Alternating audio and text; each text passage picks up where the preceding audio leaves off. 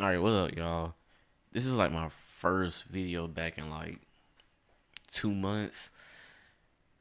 Not too much to change, but I had to change up like my whole setup the way it was because my whole last set was in my bedroom. You know what I'm saying? And I got an extra rooms freed up, so I had bought a computer desk. Um, I got my PlayStation in here. I got everything set up pretty much the way I want it to be. Not quite exact. I got some stuff to do around the room exactly, but for the most part, I got it, all set up. But with that being said, we back with our first reaction video. Like I said, 2 months, yeah. So the video that we reacting to is Young Thug's speech that he gave before he was finally released. Yes, Young Thug is a free man, bro. Clap it up, bro. It's been a long time. It's been a long time. If you're a Young Thug fan, he been locked up for a long time, bro. I think he been locked up for like over 2 years. And it's like, damn. It seemed like they never had nothing real on him, but apparently he gave a speech before he was actually released. You know what I'm saying? I guess a speech, for some consideration. And I watched like the first 2 minutes of it, and I was like, you know what? Let me actually react to this on camera because I want to, watch the whole thing and see what he actually say. Like I said, I did watch the first 2 minutes, but based on the description, the plea deal he took essentially he got sentenced to 40 years to serve 5 years in prison, which is time allowed essentially because I don't know either way, which is commuted by followed 15 years of probation and then backloaded by 20 years. So pretty much he on probation for 15 years. If he do good, he off. But if he fuck up, he on probation possibly for another 20 years. Or he can go to jail straight up for 20 years. With that being said, let's see what Young Thug got to say.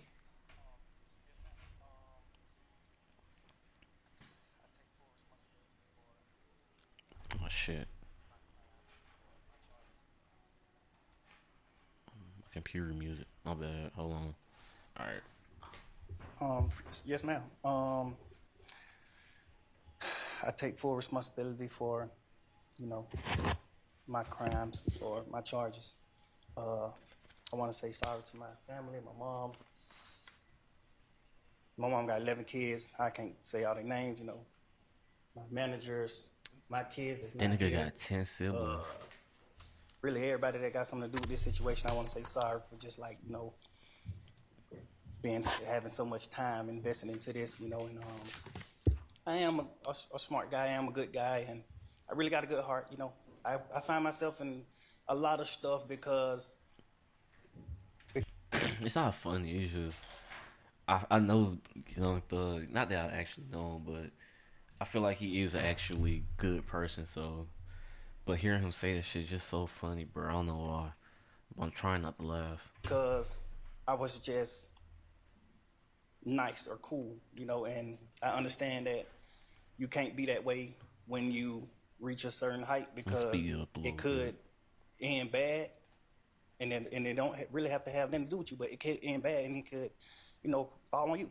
And I know the choice is yours. It's up to you, and I hope that you allow me to go home today and just trust in me to just do the right thing and never see you again unless it's at a bar in the future or something. Just out of this type of situation, I promise you I won't ever be in this type of situation again. I'm going away. I've learned from my mistakes. I come from nothing and I've made something and I didn't take full advantage of it. I'm sorry. Uh, At Damn. Byberg Small Business Insurance, we Aaron cover all Fonda. kinds of small businesses. Hi, Brooklyn. Hey, Carla. And they go. Oh, I was gonna say they gonna make me watch the whole 30 seconds. Through these last 2.5 years of my life, you are really, truly, honestly, the best thing that has happened to me because you made everything fair for me and everybody involved on both sides. Um, Yeah, because if y'all been keeping up with this trial, bro, that last judge was an asshole. Like, and he seemed like he was favored in the states more than anything. And I was keeping up with the trial through Cuff Boys. He broke everything down perfect. He gave us the best updates.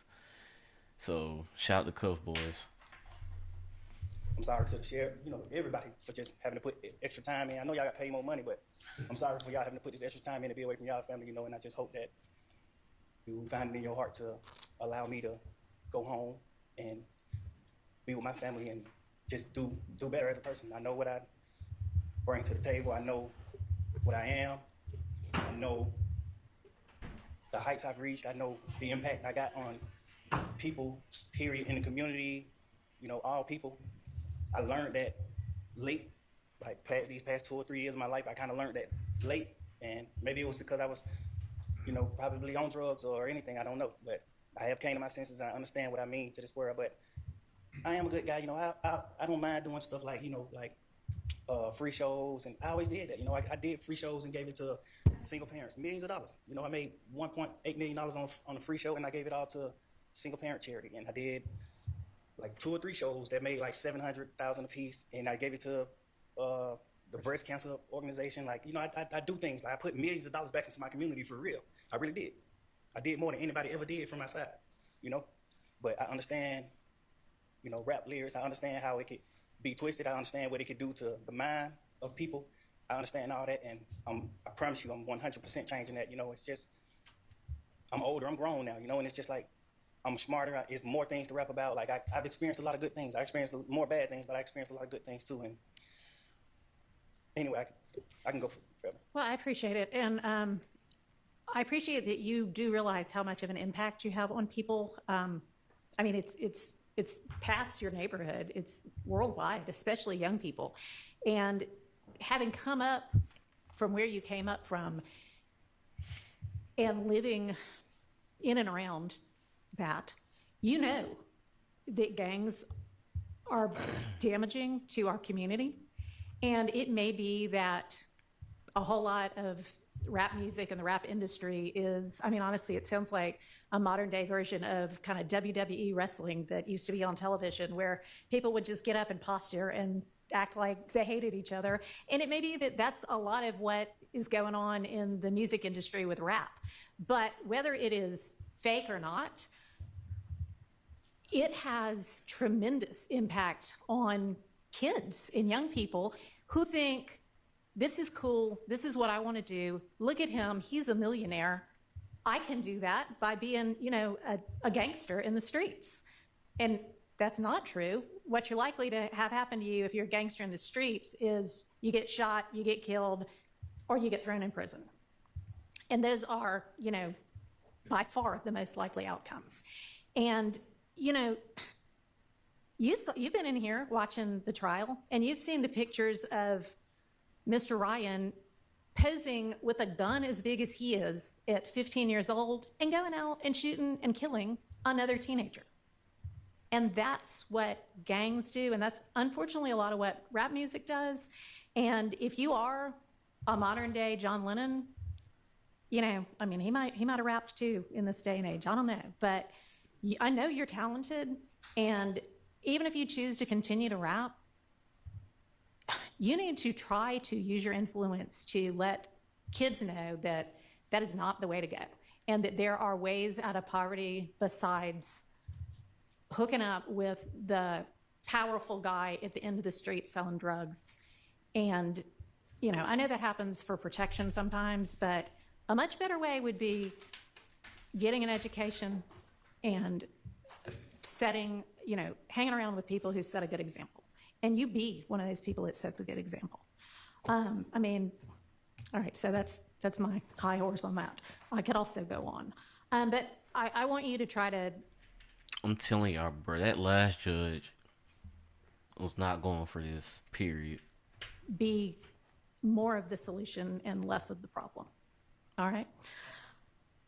All right, so it is not lost on the court that the state had they been able to come to agreement on certain special conditions, was willing to entirely dismiss the RICO count, was willing to entirely dismiss one of the gang counts, and was willing to entirely dismiss this, machine gun count.